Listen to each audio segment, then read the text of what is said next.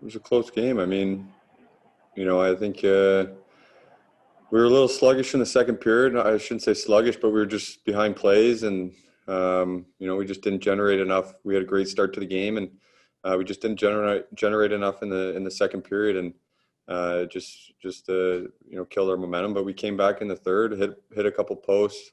Mo hit a crossbar. It was right there. It was right there for us tonight. What about your own health? How did you feel throughout the game, and how do you feel moving forward? Yeah, I think with everything going on, it's just trying to rest and recover before every game, and do what you have to do to get in the lineup and help the team. And if you're not able to be in a position to help, then evaluate to sit out or whatever it may be. So, yeah. I know Taro Hiroshi's done a good job. Lash has liked the way he's performed on the power play and 5-on-5, but just wanted to get your thoughts also on Givani Smith and what he's added and the opportunity that he's got. Thank you, Dylan.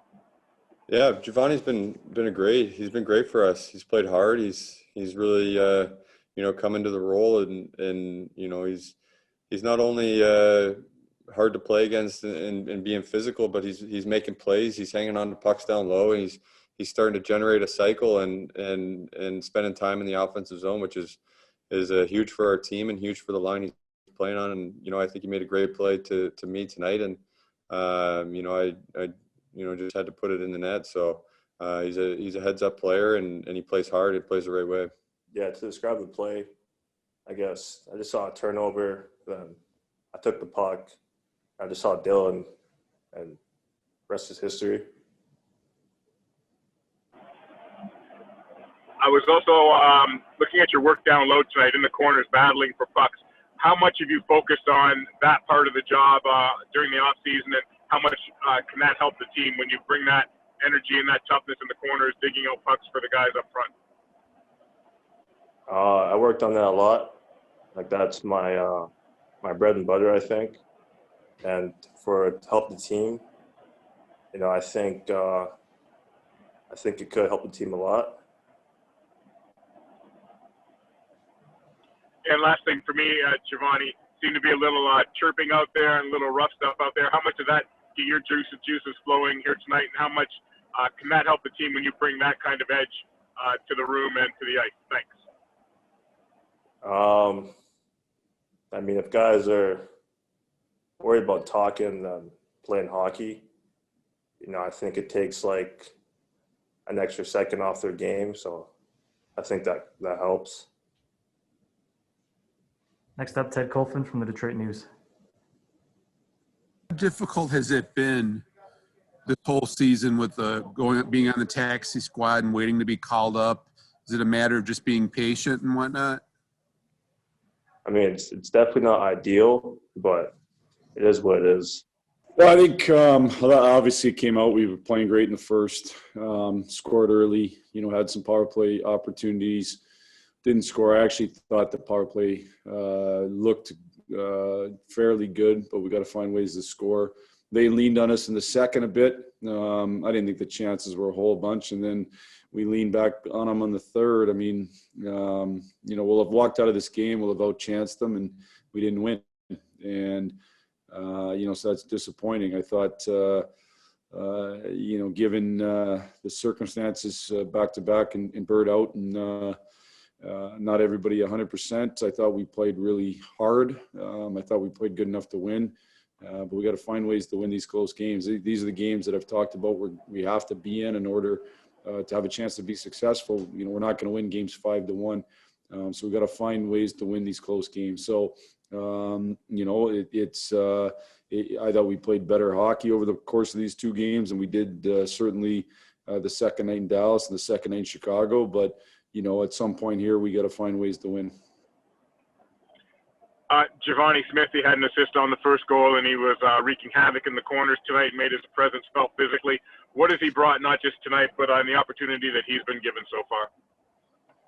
I think Gio's done a solid job. I think he's very good when he gets in the offensive zone, both in a forecheck and certainly in the O zone. He's really, really strong on the puck, and He knows how to get to the net, and he does a pretty good job of using his body. And he's a bit of an agitator, and so I think he's done a solid job in the nights that he's played, and I thought he'll provide some energy.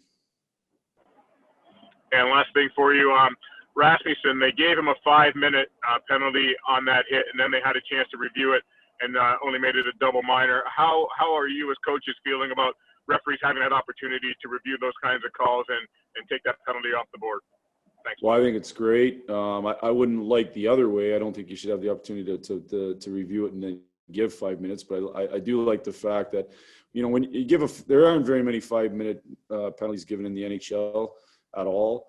And so when you give one, that's a big thing. And so let's make sure we get it right. And the refs got together and they felt like it was a 2-minute boarding, and then they gave them each roughing. And, so then we had to kill a penalty out of that. But, you can debate whether they make the right decision, not make the right decision, but the fact they get a chance to look at it on something that's as consequential as a 5-minute major, I think is a positive.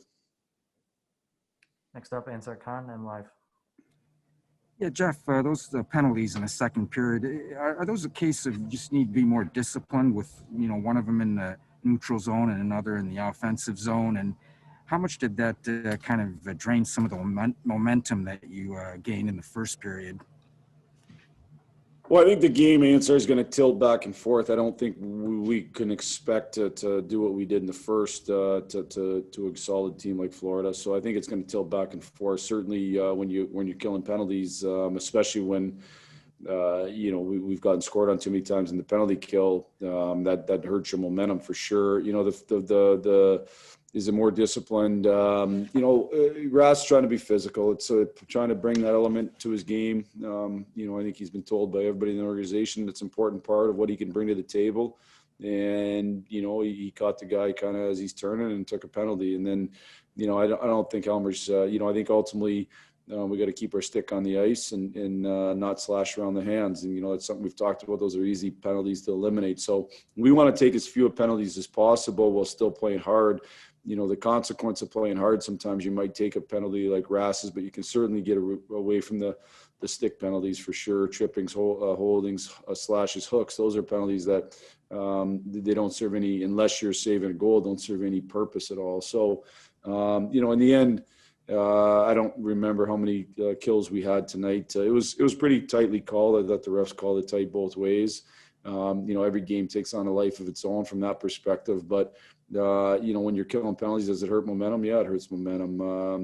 Do I think they were going to push back? For sure they were going to push back. And, that's why I think you judge the game in its entirety.